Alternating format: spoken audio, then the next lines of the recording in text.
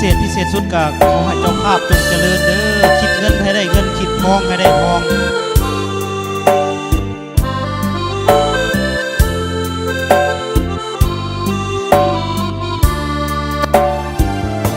คิดฮอดแห้งแห้งสาวใส่เสื้อแดงคนนั้นเมื่อก่อนเคยพบกันในงานบุญวัดใหญ่ตกมาปีนี้บอกผู้คนดีไปอยู่ใส่บนสวงเหือวัดใหญ่ไปอยู่ใส่นอคือบ่เห็นคนใส่เสื้อแดงมีหลายคนเขาใส่แต่บ่แม่นดวงใจไอ้แนมไปที่ข้างเต็น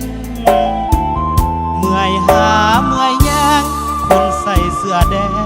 งก็บ่เห็นจากแม่นกำหรือเวนใครเห็นแน่บ่บอกค่อยแน่เห็นบ่นอสาวเสื้อแดงของค่อยตัวให้มายืนคอยบอกปีหน้าสิมาหาแท้บุญสวงเหือออกพรรษาคนจนแย่หาบ่เห็นแม่แต่เงาน้อยน้อยน้องบ่มีบุญออกพรรษาลาพาเจ้าเดินเปล่าหัวใจปวดเจ้าอยากเห็นหน้าแม่คนดีใส่ว่าสิใส่เสื้อแดงมาบ่ใส่แล้วตีหรือยานเจอแม่คนดีย้อนมีแฟนใหม่มานำ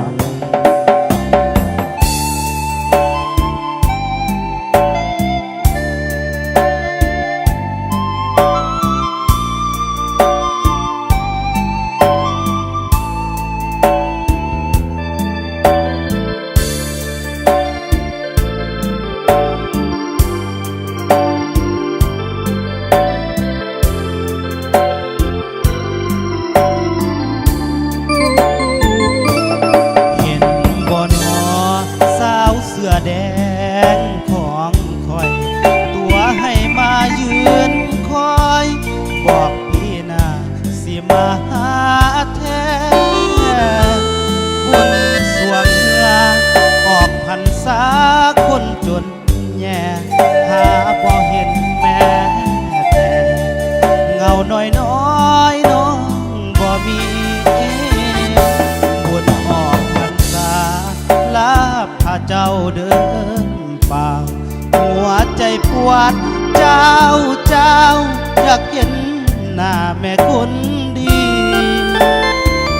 ใส่ว่าสิใส่เสื้อแดงมาบ่ใส่แล้วทีหรือยานเจอแม่คนดีย้อน